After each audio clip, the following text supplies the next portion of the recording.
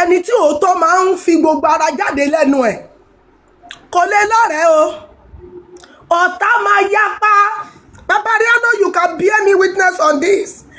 There was a day you nailed something here. Wọ́n ya wèrè lọ sórí platform wọ́n ṣe everything, kò sírú ọkọ́ tí wọ́n ló wà ní ìdí Papariano. Kí ló wá ṣe? Ó lo wisdom. Today, ó lè stand out nínú gbogbo platform lẹ́yìn platform olórí ẹbí that is doing well on this J4M. Kí ni mo ń try láti sọ ni pé tí a bá sọ pé à ń wá nǹkan already nǹkan tá à ń wá yẹn ó ti wà ní gọ̀ǹgọ̀ ẹnu wa báyìí ó kù bá a ṣe fẹ́ mú jáde. Ó ti di dandan kí àwọn kan jọba lórí pé kí ní ìṣe ojú yín lórí ètè yín ò ní bà á. Wọ́n wá máa sáré kìtìkìtì lọ́lé babaláwo lọ́lé pásítọ̀ ṣe gbogbo gbàgbàgbà. Ṣùgbọ́n nǹkan kan dájú lọ́dọ̀ Ọlọ́run. A lè jájájá lórí platform ká má rí jà. Ṣùgbọ́n ní ọjọ́ tọ́lọ́ bá sọ pé òun dé fúnra lára wọn wọ́n máa gbéra wọn bọ́ síta báyìí. Tí Ọlọ́run bá lè wá sọ pé ọwọ́ èèyàn kan ló máa ṣe nǹkan kan láti jẹ́ kí nǹkan yẹn ṣeé ṣe. Tí a bá jẹ́ kí a fún èèyàn nǹkan yẹn ní àyè kó rí ibi ṣiṣẹ́, everybody máa bára wọn jà náà ni. Ó ṣe wá jẹ́ wípé tó bá ti kù díẹ̀ kí àtó báyìí òun ni àwọn ọ̀rọ̀ tí ò yẹ kó máa jáde ló máa jáde. Can you imagine? My gender. Ó lè jẹ́ pé nǹkan tó ń sọ ó lè má jó òótọ́ tí obìnrin bá fẹ́ bá ọkùnrin jà láì rí òhù ẹ̀rí láì mọ bí irun ṣe pọ̀ ń bẹ̀ tó bóyá nírun àbí kò nírun. Àwọn gender mi máa form anything láfi lè ti disgrace onítọ̀hún yẹn. Gbogbo wa la mọ̀ yẹn o. Wọ́n máa sọ bíi pé ó real ni. Meanwhile, ṣé ibẹ̀ la wá ń lọ ni? Tí ẹ bá fọ́ fúnra yín tẹ gbà fúnra yín iyọ business ti yín nìyẹn. Ìyẹn ò ní pé kó wá gbé wá sí orí ibi tẹ́ ti sọ pé òótọ́ lẹ fẹ́ jà fún. So kíní yẹn máa wà very very painful when you see somebody struggling to make sure that ibi tẹ́ ń wá kíní yìí sí ibẹ̀ kọ́ ibi ló wà òun ló ń fojú hàn yìí. Káwọn kan wá dìde from anywhere kọ́ wá bẹ̀rẹ̀ oríṣiríṣi ọ̀rọ̀ tí ò yẹ kó máa jáde. Ní ọjọ́ kìíní àná mo sọ lórí platform kan mo sọ pé èdè lélẹ́yìí ó ṣe jẹ́ pé tó bá ti kù díẹ̀ báyìí àwọn ẹ̀yin tí ò yẹ kẹ́ bára yín jà ọ̀rọ̀ kékeré wọ́n dẹ̀ sọ di ronto ó ti dọ́gba ó ti dáwọ́ ó ti ẹni ẹlẹ́ni lè má tiẹ̀ ṣe anything kó jẹ́ pé àwọn people yìí wọ́n ti wo strategy wo la fẹ́ lò láti lè fi destroy gbogbo táwọn eléyìí tún ṣe yìí. Wọ́n wá strategize wọ́n lọ gbé nǹkan tí ò yẹ kán gbé wọ́n bẹ̀rẹ̀ sí ní máa gbé káàkiri. Àwọn èèyàn observe gbogbo kinní yìí. Inú bíbí dẹ́kẹ̀rẹ́ yìí ó lóun ò rẹ́ anybody ń ṣẹ́. Kò sẹ́ni tí wọ́n máa sọ̀rọ̀ tí ò dáa sí. Tí kò ní reciprocate. I will talk. If you talk to me the way I don't want, as I am my own person, I will retaliate. I will talk to you. But do we even really need analysis that is out of how can we get these people out? Fine. Ẹ̀yin tẹ́ ẹ ṣe blog tẹ́ wà lórí internet. Ìjókòó tẹ́lẹ̀ ìjókòó náà nìyẹn láti lè máa fi máa analyse so that àwọn tó bá máa ṣe underground work wọ́n máa pick from whatever anybody is doing. Iṣẹ́ yẹn á dẹ̀ máa lọ. Ariwo gan ó tún wá pọ̀ jù kí la fẹ́ ṣe lọ. Madam Tenny sọ pé ẹ má wo bẹ̀ yẹn in táwọn tún gbọ́ rèé ẹ jẹ́ ṣiṣẹ́ lórí nǹkan táwọn gbọ́ yìí. Wọ́n ní wọ́n ti gbowó èèyàn kan wọ́n ti ń dúró èèyàn kan wọ́n ti ń ṣe kinní kan. Wọ́n ti rí i pé ọ̀rọ̀ tí Madam Tenny gbé kalẹ̀ yẹn tí wọ́n bá ní kó tojú bọ̀ ó ṣeéṣe kó róòtọ́ ń bẹ̀ lóòótọ́. Number one thing, wọ́n ti bà àárín yẹn jẹ́. The person that will even stand up and go to the station or hold on to a police person or anybody that is in charge. Look, oh, this is what they said again. Oh, can we look at this angle again? Wọ́n ti bà àárín yẹn jẹ́. Because wọ́n ti rí i pé all this thing Madam Tenny is saying, if we keep on looking at that angle, we will get them. Àbí gbogbo analysis Bukky just said that even go went too far ó tún plant àwọn èèyàn sí inú àwọn people yìí láti lè fi rí òtítọ́.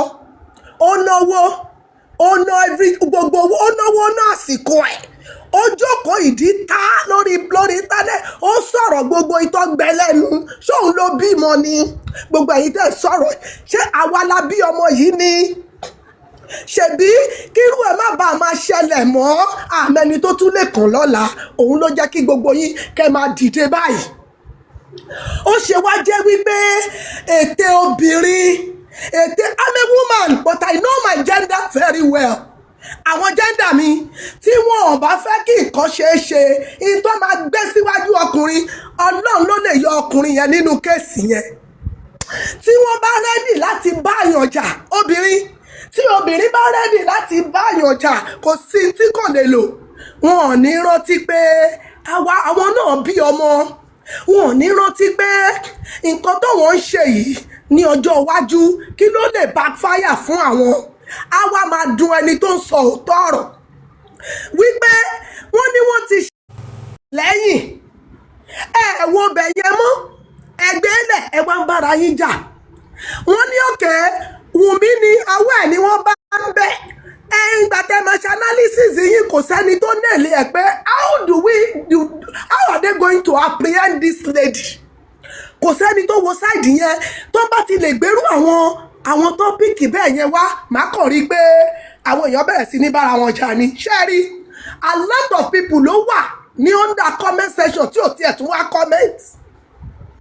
Majority of the time I'm on any platform tó bá ti ń sọ ọ̀rọ̀ tí mo mọ̀ pé àwọn eléyìí wọ́n wà sensible mo máa wà ń bẹ̀ because kí ni mo fẹ́ gain kí ni wọ́n fẹ́ mú jáde. Èèyàn bíi tèmi dẹ̀ máa pọ̀ rẹpẹtẹ. Ẹlòmíì inú ẹ̀ bàjẹ́ débi pé wọ́n ń dá sí J4M yìí tí wọ́n fi owó wọn sí tí ò ní ariwo nú. Tí a bá fẹ́ ṣe relationship nínú pé à ń wá justice ṣe jẹ́ kó máa gbé sẹ́gbẹ́ kan náà gbogbo nǹkan tẹ̀ ń play yìí gan inú àwọn wèrè gúrùpù Wùmí inú wọn máa dùn ní because nǹkan tó fẹ́ kó ṣẹlẹ̀ òun ló ń ṣẹlẹ̀ yẹn. Any moment ẹ bá ti mention ọmọ yẹn wọ́n ti rí i pé no attack tí ń bọ̀ ẹ̀yin tí mo gbéṣẹ́ yìí fún ẹ ti gbowó ẹ ṣiṣẹ́ yìí o. Wọ́n wá kó sínú ẹ̀yin tẹ́ ẹ̀ sóòótọ́. Wọ́n á gba òtítọ́ ẹnu yín jáde wọ́n á lọ work on it. Ẹ̀yin máa sọ pé ẹ̀yin tẹ́ ẹ̀ sọ̀rọ̀ síta fún gbogbo àgbáyé ẹ̀yin lẹ right. Ẹ̀yin náà ní pọ́ìntì but ẹni tó máa ṣiṣẹ́ lábẹ́lẹ̀ ńkọ́. Ó dáa for example gbogbo àwa tá wà ń bí sí tá ń sọ̀rọ̀ tẹ́ ẹ bá wo iye àwọn èèyàn tó ń view tí ò kọ́mẹ́ǹtì lásán ṣé ẹ mọ̀ wọ́n rí ṣé ẹ mọ̀ ojú wọn ṣé ẹ mọ̀ intention wọn. Babaláwo wọn máa wà ń bẹ̀ àáfàá wọn máa wà ń bẹ̀ wòlíì wọn máa wà ń bẹ̀ wọ́n máa wá gẹ́gẹ́ bí ẹlẹ́run ara wọ́n máa sọ ọ̀rọ̀ tútù wọ́n máa mú àwọn ọ̀rọ̀ tí ẹ lè fi sọ̀rọ̀ jáde kó fi òtítọ́ kó fi rán ọwọ́ wọn wọ́n fi gbòótọ́ kúrò lẹ́nu yín. Nǹkan tó ń ṣẹlẹ̀ nìyẹn. So ẹ jọ̀ọ́ sà ẹ jọ̀ọ́ mà ṣe rí analysis ọ̀nà analysis ní ibi tí ọ̀rọ̀ yìí dé gbogbo èmi ò bá suggest pé ẹ má jà mọ́ ẹ ṣe fọ́ọ̀mù committee tẹ trust ara yín tí wọ́n máa ṣiṣẹ́ lábẹ́lẹ̀ báwọn kan ṣe ní pé wọ́n ń ṣiṣẹ́ lábẹ́lẹ̀ tí wọ́n dẹ̀ máa bá wa get àwọn people tí wọ́n dẹ̀ ní gbé ẹ́gòrù pé àwa là ń ṣe true wa náà fi gba information eléyìí true wa náà fi gba information eléyìí true wa náà fi rí ṣe jẹ́ àgbẹ̀yẹn lẹ̀ ẹ jẹ́ ká fèsì tó wà nílé ọmọ yìí ti pẹ́ jù nínú mọ́ọ̀gì tá a bá fi pé a fẹ́ jẹ́ kí ọmọdé yìí kó lọ forí rest kó sùn gẹ́gẹ́ bí ẹni tó ti lọ ọlọ́run á kúkú dájọ́ àwọn èèyàn ti gbá ìmọye ìgbésẹ̀ tí èmi mọ̀ yìí pé àwọn tí ó ṣe iṣẹ́ yìí gan-an kì í ṣe ojú lásán náà fi ń jí náà fi ń sùn lójoojúmọ́ wọn kì í dijú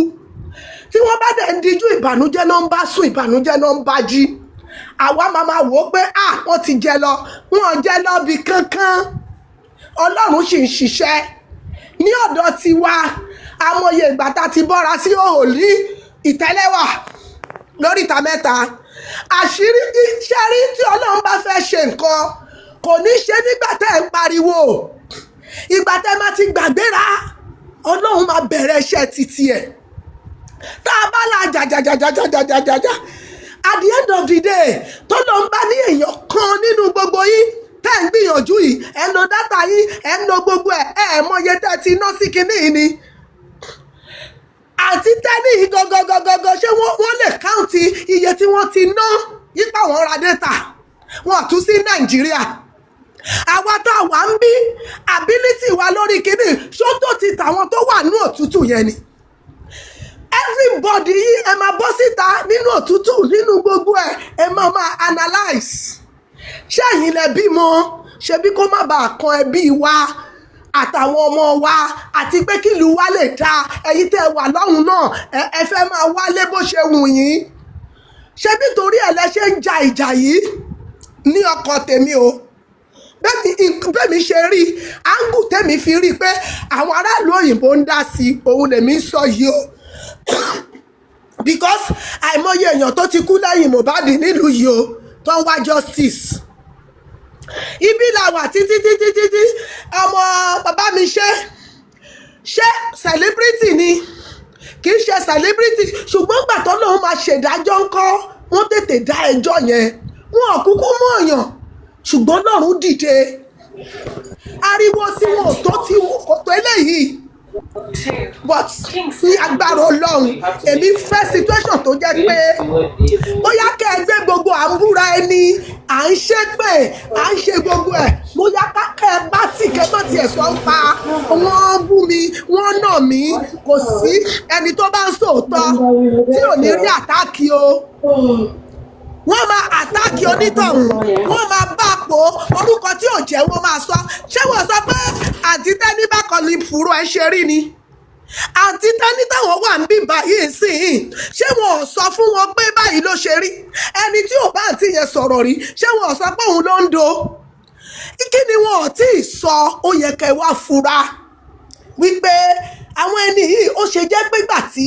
a bá ti fẹ́ achieve nǹkan kan òun ni wọ́n kò máa gbé ọ̀rọ̀ ọ̀dọ̀tí wá owó lágbára bó ṣe lágbára tó náà ló ṣe máa rán ẹlòmíì dẹ́wọ̀n òun ló dẹ̀ máa rán gbogbo ẹni tí ò bá fẹ́ kíkiní ìṣeṣe ó máa rán wọn dẹ́wọ̀n bàbá Mohbad ṣé bàbá oníbàbá àwọn tẹ́ rí tó ń wá Nàìjíríà tó wá ń bá wọn ṣe gbogbo gbẹngbẹngbẹ bàbá yẹn ó lè má ṣe pátá anybody wò but torí pé bí ọ̀rọ̀ ẹ ṣe gbà mélòó ló fẹ́ defend bí ọ̀rọ̀ ẹ ṣe gbà aládẹ́ta inú bí èèyàn ni òun náà dẹ̀ bọ́ta pé kí ni mo lè fi sọ̀rọ̀ káwọn ẹni tí ẹ̀ jáwọ́ lára mi ó bẹ̀rẹ̀ sí ní kọrin ó wá ibi sinero yẹn bó ṣe rí nìyẹn o so gbogbo ẹ̀yin tó gba olórí ẹbí kí ni wọn ò fi bú wọn ló dàbí adìyẹ tó jù sómi wọ́n ní kinní kan kò lè ṣí kámẹ́rà kan rójú ẹ̀ wọ́n ní ó gbẹ ìdí ẹ̀ kéré ẹjọ́ kí ni wọn ò fi bú gbogbo yín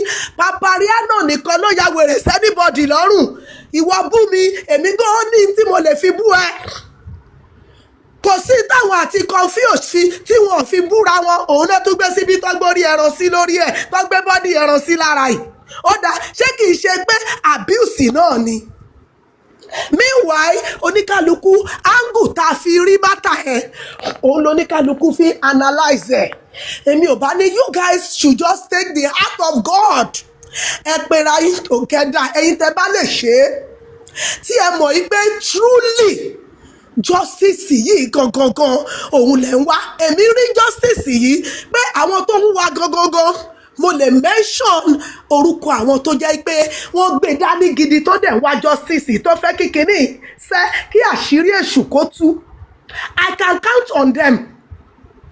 I can count on them. Auntie Tenny, ó wà lára wọn. Kò kí wọ́n ṣe number 1, wọ́n ṣe number 10. But she's part of the movement. Ìpèsè a máa get ẹni tó ṣiṣẹ́ yìí. Àwa náà fẹ́ máa lọ lu wa. A fẹ́ mọ̀ pé security ti dé. Gbogbo tó ní kálukú yín tẹ̀ ń náwó tẹ̀ ń nára lé lórí nìyẹn o. Èmi ò lè ṣe data 5,000 o. Èmi ò lè ṣe. But these are you people. Ìlágùn yín hard money. Ẹ bá fi ra káàdì bóyá 30k lẹ́ ń ṣe, bóyá 50k lẹ́ ń ṣe.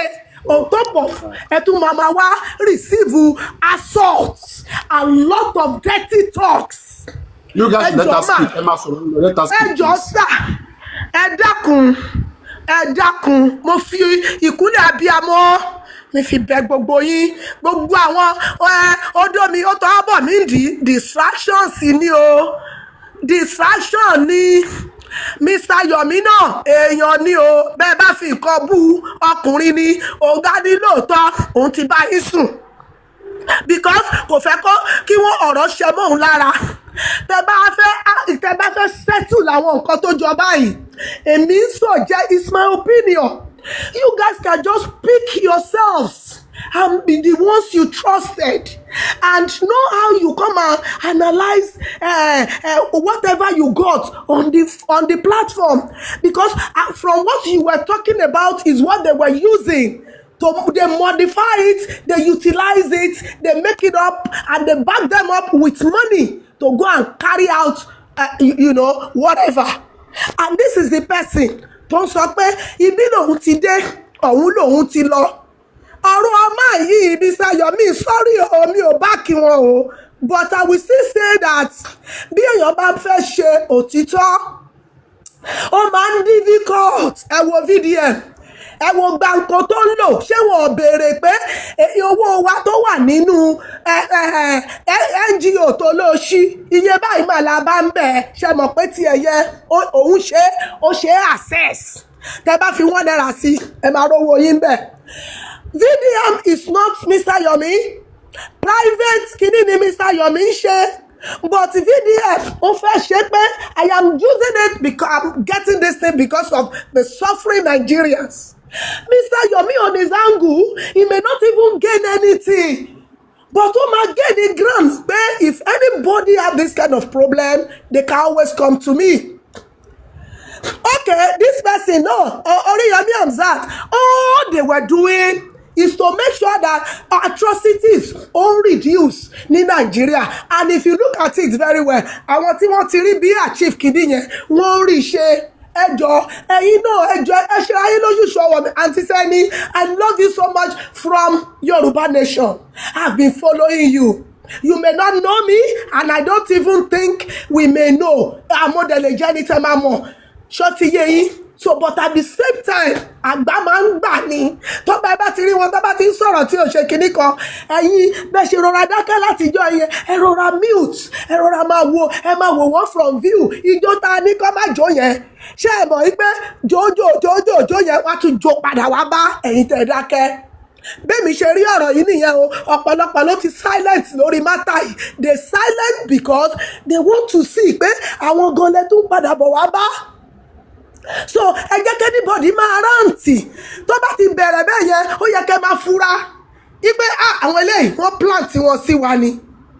So Ọlọ́run á wà pẹ̀lú gbogbo yín o. I love you all. I love you. This is my country. Àwa náà fẹ́ máa refrain bí a fẹ́ lówó lọ́wọ́, a fẹ́ wà okay. Kì í ṣe ká kàn máa view, ká mú gbogbo ọ̀rọ̀ ká máa sọ àní kọ́mọ̀ lọ́wọ́. Iṣẹ́ ká ń ṣe wà okay.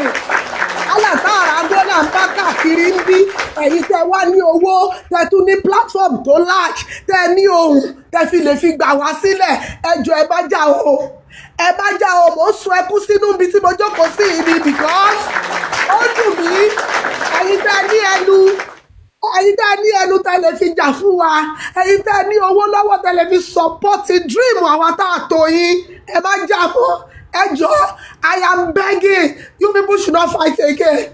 Àwọn ọ̀rọ̀ ìdọ̀tí ẹ má gbé wa mọ́. Ẹ jẹ́ ká concentrate majorly. Téèyàn kan bá gbé point wá pé wọ́n ti mú lágbájá.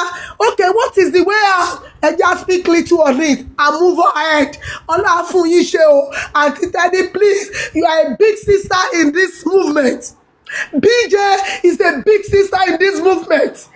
Papariano is not a small boy. Olori Ebi, they are not small. Everybody have their own area of consignment on this matter. Gbogbo yín lọ́lọ́run dẹ̀ máa dé ládé. Gbogbo yín pátá tẹ́ ti fẹnu sí pátá. Ọlọ́run máa dé yín ládé dáadáa. Adé ire, adé ìrànlọ́wọ́ láti ibòmíì wá. Ọlọ́run ẹni tó gbé ti ẹlẹ́ tó ń ṣe tẹni ẹlẹ́ni Ọlọ́run ló máa bá gbọ́ bùkátà. Gbogbo ibi tó dùn ẹ̀yin náà tẹ́ ẹ̀ lè sọ fẹ́yàn. Tó jẹ́ pé tẹ́ bá wá sórí íńtánẹ́ẹ̀tì ẹ fi ń dárayá ni. Ọlọ́run á bá mi bomi ìtura lúbẹ̀ pẹ̀lú òkú Ọlọ́run kò sí kéèyàn rìn kórí bá mi o. Ẹ dáríjì mi sayọ̀ mi. Èmi náà mo máa tún lo ohùn mi. I think I have his WhatsApp number. I will still talk to him. I will talk to some people that I really have to talk to. Ẹ jọ̀ọ́ ẹ máa watch. Anytime tẹ́ bá ti ń sọ̀rọ̀ tó máa jẹ mọ́ pé kí justice dé. Tẹ́ bá ti rí àwọn kan tó ní àwọn ọdún wọn ni wọ́n náà wọ́n ni wọn ò lọ sọ́dọ̀ IG. Ṣé irọ́ máa ń lọ títí ni? Bàbá Mohbad sì ṣe ẹgbẹ́ kó tún sọ nǹkan kan lẹ́nu ọjọ́ mẹ́ta yìí ni they know what all of them are doing. Bọ̀kíní kan Ọlọ́run máa dìde adẹ́jà fún ọmọdé ó dá mi lójú lọ́dọ̀ lọ so I love you all. Please let us be one. Thank you so much Papariano.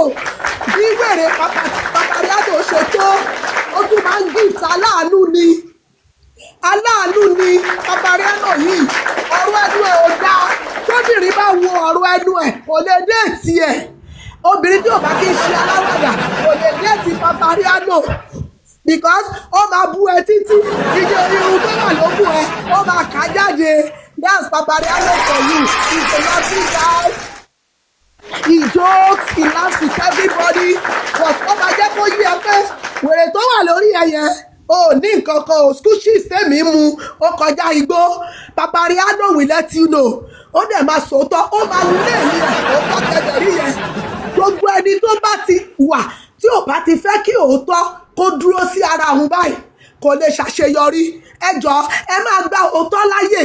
Béèyàn bá sọ̀rọ̀ ẹ má jẹ́ atú ìsẹ̀ ẹ jẹ́ àjókòó ká digest ẹ̀ ká wá wò pé òótọ́ lọ́dẹ̀ sọ o ká dẹ̀ gbà fúnra wa Ọlọ́run á gbà fún gbogbo yín. I love you all. Bye bye.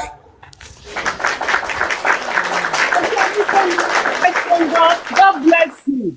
On behalf of Papariano platform, God bless you. On behalf of Yomi, God bless you.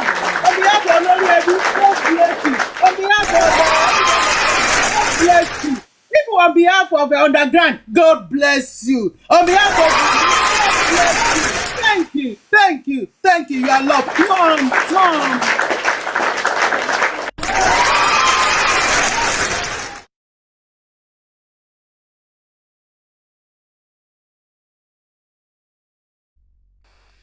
Charlie sọ̀rọ̀ ń sìn.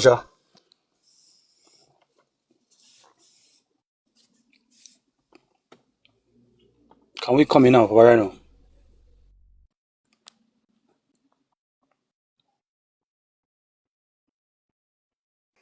You can go ahead. All right. First of all, I want to say good morning, good afternoon to everyone. I'm not going to say much. Just want to pinpoint on certain things. Well, I believe this whole Yomi stuff, by now, after the last speaker, we should just let it fuck off and let it die down. Too much emphasizing on certain things is bad. And I hope with Yomi, with Oro Iku, and even Arifa, they are able to find a, resolution, ground to resolve, whatever they are dealing with. If you ask Arifa, he will explain. If you ask Yomi, Yomi will explain. If you ask Olori Ebi, he will explain. And as it is, first of all, this, I don't want to say nasty words, but permit me to say this. Someone like Omo Success, do we have to be giving such person relevance? Regards to whatever she has said about somebody else. She has no credibility. But that's not where I'm going. Where I'm going is, are we forgetting that this week / next week is the DNA update? We're supposed to be talking about this DNA because Joseph said if they're able to do the DNA, I will tell everybody what killed Mohbad. We've waited to this point. Are we not going to begin to ask questions and try to know when this DNA will be done? Brekete is there. Joseph said, give me money, I will go to Brekete. They have arrested Spending and the other guy. What is the update? These are the things we need to know. We need to begin, see, the time that we're supposed to be asking, any information about Abuja, any information about the other guy, we are not asking. Instead, we are dragging on who carry person, who no carry person. At the end of the day, they don't carry person. That is the end goal. Now, what the updates about these people for Abuja now, we don't even know. Instead, we are dragging ẹnìkan búyàn. We're going to use another week to be analyzing what Yomi said, what Arifa said, what Lati said. Yet, bẹ́ẹ̀ Joseph ti lọ ń ṣoògùn bí kan bẹ́ẹ̀ anything gbé ká máa jà káàkiri ni, nobody knows. Ọ̀gbẹ́ni yẹn ó yẹ kán lọ wọ́ọ̀dì ẹ̀ níbi tó bá wà ni. When last has he come out to give you updates? Who can play pranks? Who can play games? The court case that is going on, bro, my man won't come out to come and tell you.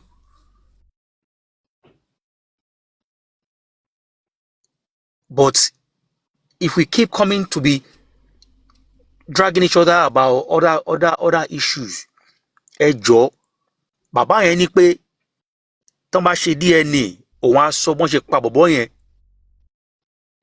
Wọ́n ti fẹ́ ṣe DNA báyìí, ẹ yẹ ká nítorí Ọlọ́run ká kọ́ tí ẹ máa ọ̀gbẹ́ni wa bọ̀ tá a bá a sọ̀rọ̀, ṣe ti lọ mú sample àbẹ ti lọ gbé sample.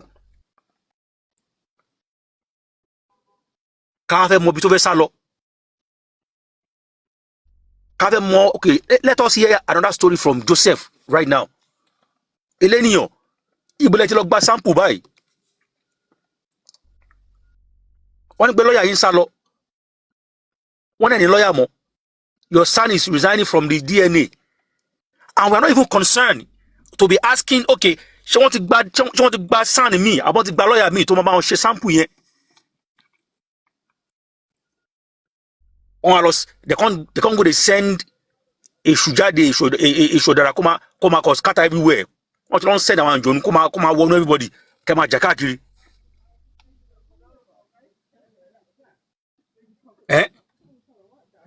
I beg, I beg. Can we just let Yomi case and Olori Ebi case flush in the toilet and let us focus on Josie Baba wàá fún wa updates about DNA. Ṣé ti gba lawyer mi? Àbẹ́ ṣe ń play games on us ni. We need to ask him. Owó flight ti ready. Bọ̀bọ̀, kàn go Abuja. Wàá lọ bá bẹ̀rẹ̀kẹ̀tẹ̀ ilé níyàn ẹni. Jẹ́ kàn fún injustice. We have tried our best on TikTok. Seems like it's not working. Too many fraudulent activities. Too many olè jíjà tí wọ́n ti pọ̀ jù lórí TikTok yìí, man. Still yet. Cover up, call everywhere. Okay, àti gbọ́ nìyẹn. Eléníyàn. Ṣé kàn ṣe tíkẹ́ẹ̀tì fún yín kẹ́ máa lọ sí Abuja bẹ́ẹ̀ ṣe wà yìí? Have you got a new lawyer? Those are the questions. Have you got a new lawyer for the DNA? Because next week, now be the 11th. Ẹ jọ̀ọ́ nítorí Ọlọ́run. Ẹ lọ kọrin fún Jòsí níbi tó bá wà kó máa gbọ́ báyìí. DNA yẹn kí ló ń bọ̀ lórí ẹ̀. Thank you. Have a lovely day. Ẹ ṣé gan.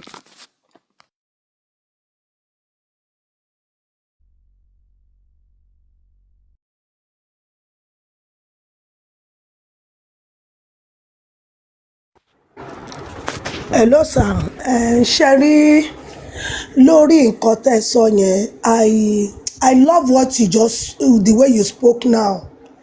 Exactly what they were supposed to be analyzing as we speak. We heard that no more lawyer taking up DNA matter. Okay, fine. Baba, what is the next thing to do? Because this lady came out and wrote on her IG that they cannot manipulate DNA, that there is no way they can change the results. Meanwhile, she knew what she was doing because ó ti mọ̀ pé gbogbo ẹ̀ ti scatter yam pepper. Ó ti believe pé nobody tó wà behind the bàbá mọ́, nobody tó ready láti donate fún bàbá mọ́, nobody that is even talking about how is everything going.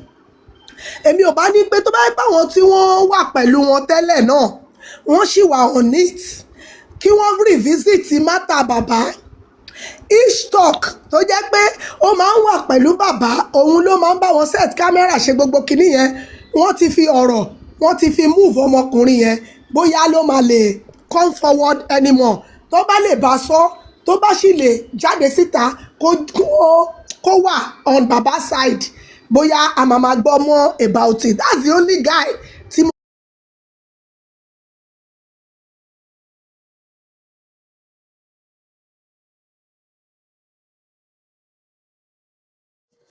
God will bless everybody. There's one prince here. I'm not sure if it's gone down now. It's called me Prince Adi or something like that. You know, I wanted to approach you about Oro Iku but I just want to let it go. The way you exaggerating things and the way you are, in a way, the escalation is not needed at all. Now, I'm sorry, lawyer and saying, hey Joe, about engage one. Shouting a lawyer me, a lawyer me, so that we can know how to approach or what to expect. Although I'm not expecting anything. Won't get justice. Everything there for God hand. Anyway, but at least let us know the next line of action on this DNA stuff. Hopefully, we get justice via the result. And if they will have to postpone it to next year, let us know. Okay. And again, Baba Mohbad, ó lè wá lóyìnbó, another option nìyí. Bóyá kẹ́ tẹ̀ lọ́dà, tẹ́ bá ti tẹ̀ lọ́dà Nàìjíríà. Tẹ́ bá ẹ ṣáà mọ̀ bó ṣe máa ń tẹ̀yàn lọ́dà. No, Baba. Jẹ́ kí máa yẹn do anybody tó fẹ́ dún tiẹ̀. Choice ẹ̀ ní kí get. Ẹ̀wọ̀n ni. Baba, tẹ̀ lọ́dà, ó wà okay. No, Baba, anybody can do anybody. You understand? Let us talk about ṣé wọ́n ti ní lawyer mi, àbọ̀ wọ́n ti ìgbà lawyer mi. ṣé wọ́n fẹ́ ṣe DNA àbọ̀ ṣe DNA ṣé you get ẹ tó fẹ́ do anybody kó do anybody o ṣé you get but what is ọwọ́ balẹ̀ ti fẹ́ béèrè tó fẹ́ da yín lò lọ́wọ́ tẹ̀wá ṣé lọ́wọ́ Joseph lẹ ti fẹ́ béèrè ni àbí lọ́wọ́ critical thinker àbí lọ́wọ́ underground àbí lọ́wọ́ Yomi àbí lọ́wọ́ Papa Arano àbí lọ́wọ́ olórí ẹbí. ẹ ní sùúrù see tẹ bá ní white plain sheet of paper tí wọn tí kọ̀ọ̀kan síbẹ̀ rárá right you have to start writing from the top to get to the bottom right before you can understand what I'm saying either àfẹ́ béèrè ṣebí everybody get platform let them begin to speak up and talk about it Ògidi létí now Josi létí now and the PA náà ṣáà létí now yẹn gùrẹ́gùrẹ́ is everywhere now even Muyiwa is everywhere then get ears but if you're not talking about it you are talking about it or do anything they'll just be chilling smiling wọ́n ti gbàgbé wọ́n ti rántí mọ́ but if everybody keep talking about it come and speak to us about the DNA come out we've seen the publication of the SAN that is no more on the particular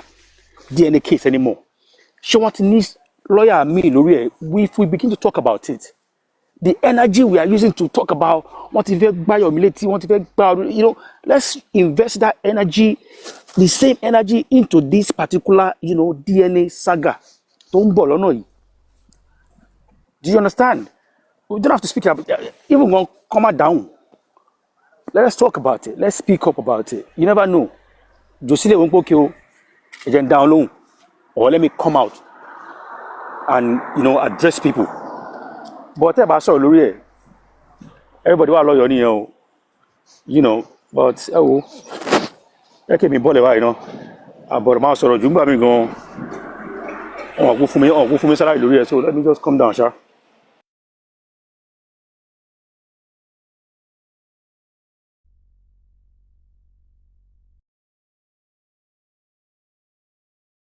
tèmi ni pé wọ́n sì lè gẹ̀ẹ́tì ẹ̀ wọ́n sì lè gẹ̀ẹ́tì ẹni tí wọ́n máa lò ṣe mọ̀ pé one time náà bó ṣe lọlẹ̀ fìín náà nìyẹn ẹ̀ẹ̀kan náà ó kàn tún rúgbó wá padà ní ọmọ yẹn ò sùn ẹ tó bá rò pé ọmọ yẹn sùn o kò sùn rárá tọ́ kò sùn ó sì máa gẹ̀ẹ́tì justice ẹ̀ bó wù wọ́n kó gbé báàgì kan lọ Kútú Wenji anywhere tó bá wù wọ́n kí wọ́n travel lọ ọlọ́run ọba adákẹ́dájọ́ ó mọ ibi tó máa dẹ́jọ́ yẹn sí bá mi ṣe kì í ṣe celebrity wọn ọmọ yàn family ẹ̀ ọmọ yàn bọ̀tọ̀ náà ń gba justice fún bóyá wọ́n pa nìyẹn o bóyá wọ́n pa o gbogbo ayé ti rí i pé death sentence náà fún driver yẹn náà so kí ló wá ń stop eléyìí náà báyìí lágbájá ló pa lágbájá bọ́ta kí ni reason tó fi pa tó bá máa fún ẹ ní kí ló ti ń pè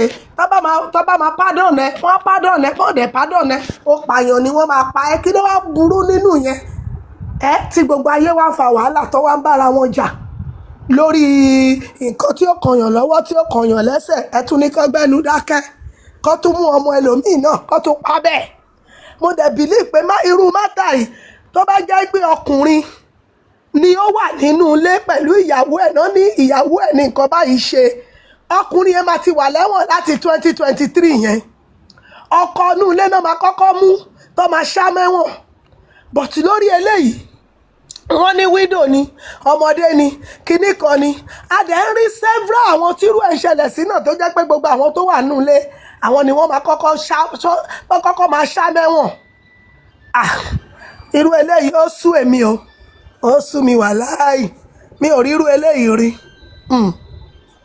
mi ò ríru eléyìí rí o nínú Nàìjíríà yìí kí ọmọ tí ò tó nǹkan kan kó wá lẹ́nu tó eléyìí irọ́ o there must be something gbogbo alágbára ayé kẹ máa rántí pé Ọlọ́run wà o kò sẹ́ni tó bá dé bus stop ẹ̀ tí ò ní bọ́lẹ̀ a máa kú ńjọ́ kan ikú kan ló dẹ̀ máa pààyàn ikú tó bá wá pa wá yẹn ó bẹ́tà kó má fi wá ṣẹlẹ́yà ká tó lọ because as we speak ẹni tó wà tí nǹkan yẹn ṣẹ́mọ́ lórí ó ń kú sára ni kò jẹ́ èèyàn kò jára ayé kò jára ọ̀run ó kàn bìlí ipò wà láyé ni kò dẹ̀ rọrùn gidi sùn ẹ̀yàn tí ò ní fọkànbalẹ̀ tí bp ń bá fà á ìjọ kọ̀ọ̀kan lẹ̀mí ẹ̀ máa já. ẹjẹ́ aṣèré o, ẹjẹ́ aṣèré ẹjọ́ o, gbogbo ẹ̀yin tẹ́ bá mọ̀ pé lè gbégbèsè DNA yìí o, ẹ jẹ́ kí èṣù kójú tó èṣù o, ẹ gbé dìde o, like some months kó tó di pé ó tún di nǹkan tá a tún ṣe táwọn èèyàn tún dìde sí bó ṣe rọra tún ṣe bíi pé ó fẹ́ dá ìdáhùn lélẹ̀ àtúmọ̀ aláwọ̀ tó máa tún tají wọ́n ti lògùn ó yẹ máa sùn nísìnyí ẹ sì máa tún jí padà j4m lọ́bì kankan àfi tó bá rí ìgbà ìyẹn tí ó ti wà sacrosanct o agbára ọlọ́run ọjọ́ kóòtù yẹn ló dẹ̀ ti dé yìí bóyá bàbá ní lọ́ọ̀yà o bí ò ní lọ́ọ̀yà o èmi máa make sure pé mo wà ní kóòtù yẹn lọ́jọ́ ẹ̀ I will try and be there.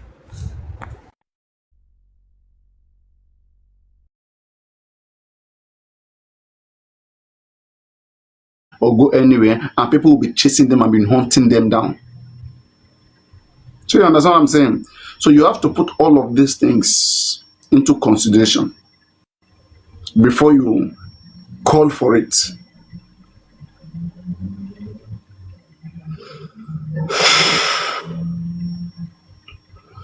See me now.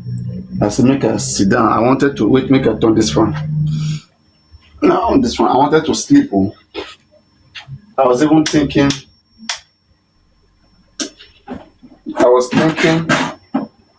as you guys were talking like this, that you will talk. I will have chance to relax. Then when I come back, that's why I didn't want J Clock to speak. Since after J Clock speak now, everywhere quiet, and the same J Clock self don't come drop go. You see, sometimes if I say you speak, you don't speak, you speak, you don't. When I go the verse, go the bless how they stop me from speaking. And that doesn't make they go the host live stream. When I start with the host live stream, when I go understand how it is like to run a live show. Every time it's not about hey, peace, hey, let it be peace. The heck, which peace? Now where peace day now? Are you happy? Are you enjoying the peace now? The wicked one, they will still go and gather. Just let me go off live. That thing that they will go and say elsewhere, let them say it here. And let us address it. But when you say, no, let there be peace, can you come? Now, they are waiting for me to just go off live. Just wait. Oh, one magic internet. In fact, there will be the worst place. There you will watch like this. You don't go do nothing. Now, then they will then go vent. Then go see how go take manage, address their matter. Peace be still. Which peace? You now, pragma. You dey enjoy this peace now. As peace then now, you enjoying the peace. You think peace is sweet? Human being doesn't like peace. Peace is not sweet.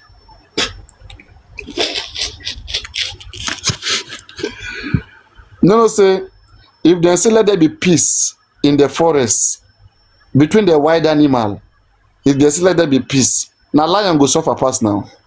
Because some people, they depend on your ignorance to make money, to make wealth. Some people feed on other people. So they need commotion. They need scatter.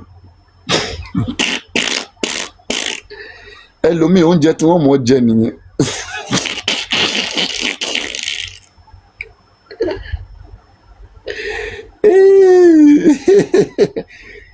So not everybody. Okay. So once I should check punch. Let me go check punch.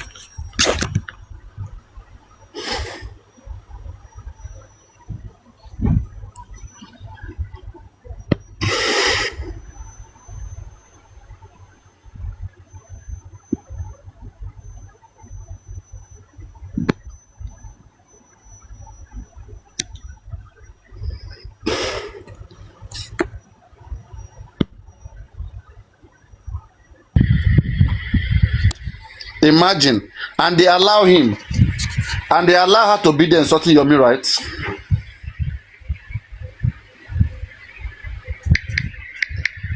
And they did so.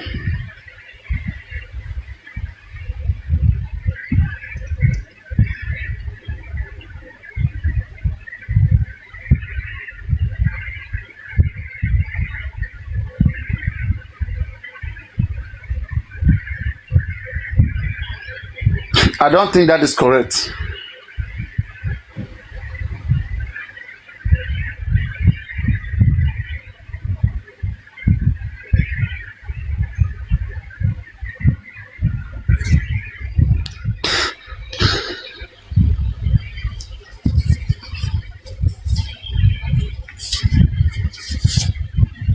I don't think that is correct. Let me go to Punch.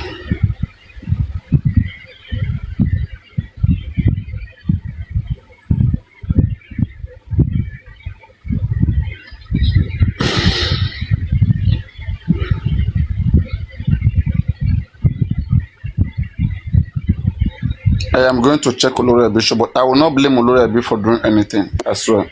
Olori Ebi has over-defended Yomi. If Olori Ebi vents, I will not have issue with that. I keep saying it. I am a very considerate person. Yomi has said so many things that people have to question him. And when we are telling him to stop saying some certain things that he cannot show, he should stop. If he's not stopping, then believe me, people are going to be saying those things, and me, I'm not going to be part of those people who will be stopping them. When people have been asking genuine questions, you want me to be stopping them? If Yomi now disappointed, if Yomi secret now exposed, and we now say that Yomi is lying, what do we do? Where do I hide my face? I'm not going to try that shit. If Yomi is doing what I believe, if Yomi is doing what is correct, that I see that is correct, I will support it. But when he's doing what is not right, me, I'm gonna be watching. Look on me.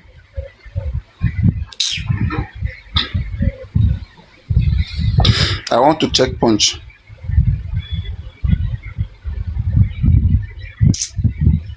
My TikTok keep distracting me. When I'm on the bed like this, many bad things in my head.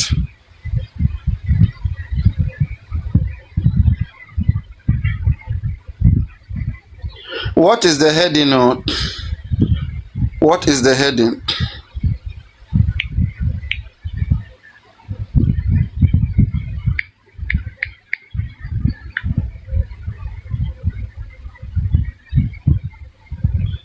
Can somebody tell me the heading of the Punch News?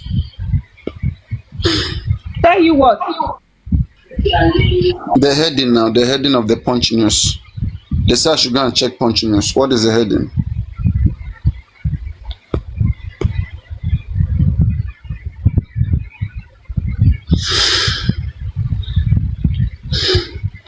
Snacking. Oh, the heading is snacking. Let me go to Punch and type snacking. Snacking. Punch. Snacking. Snacking. I can't find snacking here. The heading is snacking.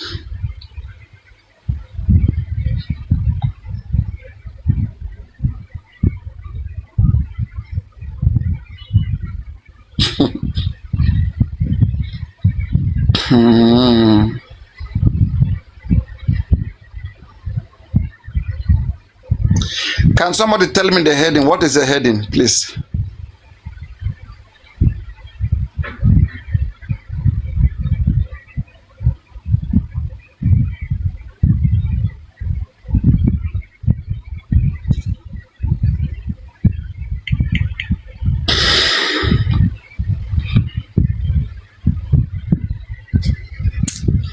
This my second TikTok account is tempting me. 1 minute. So many bad things on this page.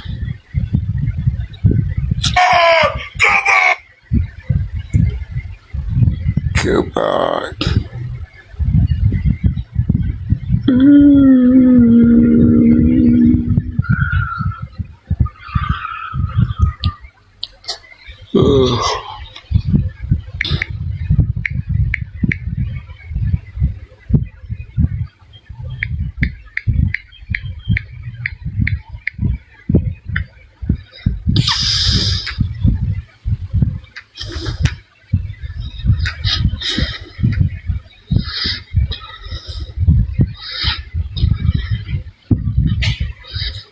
I'm coming, I will play it. Let me check something here first.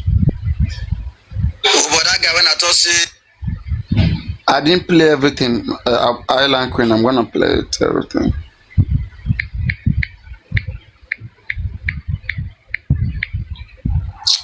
Or I'm going to open more.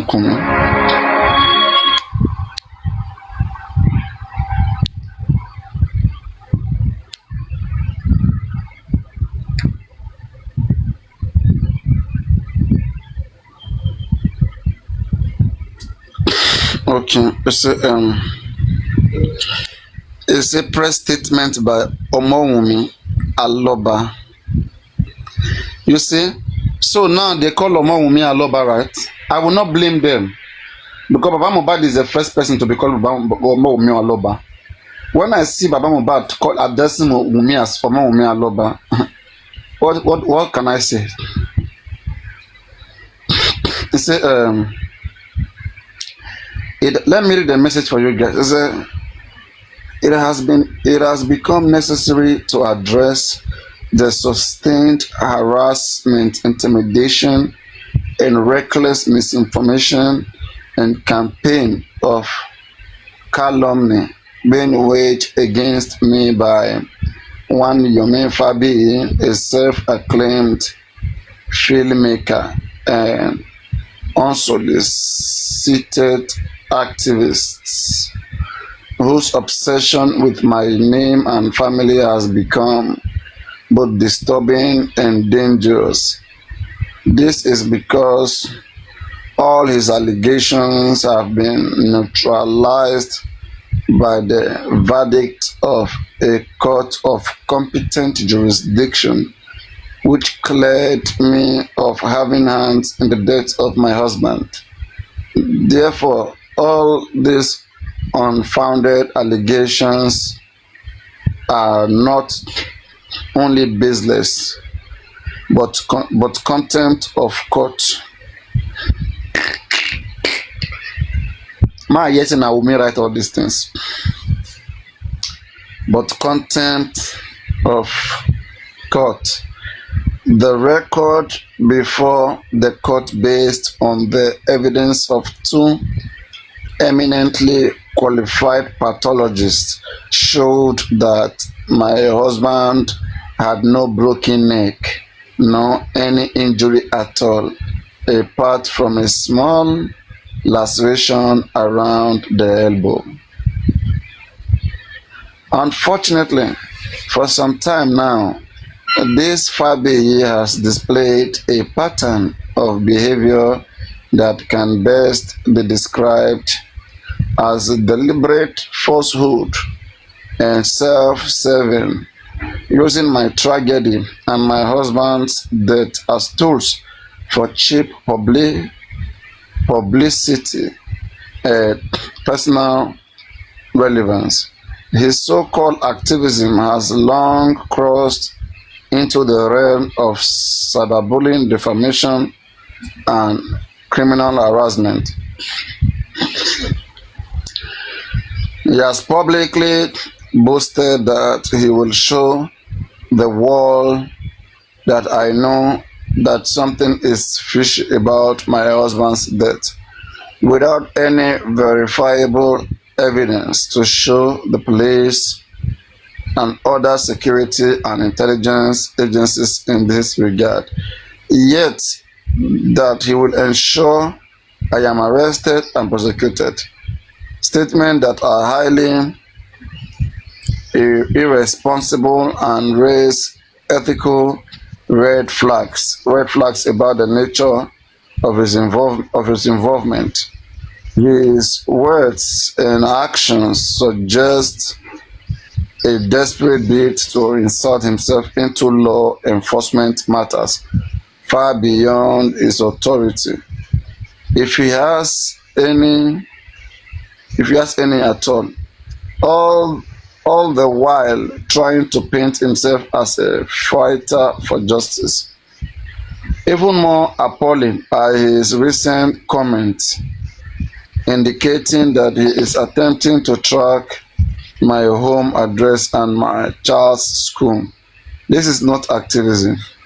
It is cyber stalking, plain and simple. It is gross invasion of my privacy and a deliberate attempt to instill fear in a grieving widow and her child. Let me make this clear. I have no connection, direct or indirect, to my husband's death. The coroner inquest conducted openly and fairly found nothing nothing on me. I have cooperated fully with every lawful inquiry and continue to stand for it. So I guess this is coming from Wumi. Okay, I will. Papa, What can I I will say say. something? Do you want to say something before I continue? Yes. Go on. Yes. Go on. Okay. First of all, Mm-hmm. Wumi, this is it. Yeah. Uh, Yomi started mentioning your name confidently when either Adura or Damola messaged him. I would advise her to even be focusing on Damola. See, Yomi was on his own jejely, just doing justice for Mohbad. And some people came to him and said, "You pushed your husband to death." And now he's pursuing that information that was given. He's pursuing it to see that if there's something or not. And now you are here claiming one victim. Come on, face Damola, put a lawsuit on Damola. Ti rí ohun tí a mú wá fún wa lénìí, ẹ bá wa like, ẹ bá wa share, ẹ bá wa subscribe sí Orí Òjíṣẹ́ TV, ẹ bá wa tẹ notification bell so that a bá tún mú àwọn àkọ̀tun wá fún wa, ẹ̀yin lẹ́ ò kọ́kọ́ máa rí títí di ìgbà tá ò tún máa pàdé lórí Òjíṣẹ́ TV. Ó dàbọ̀.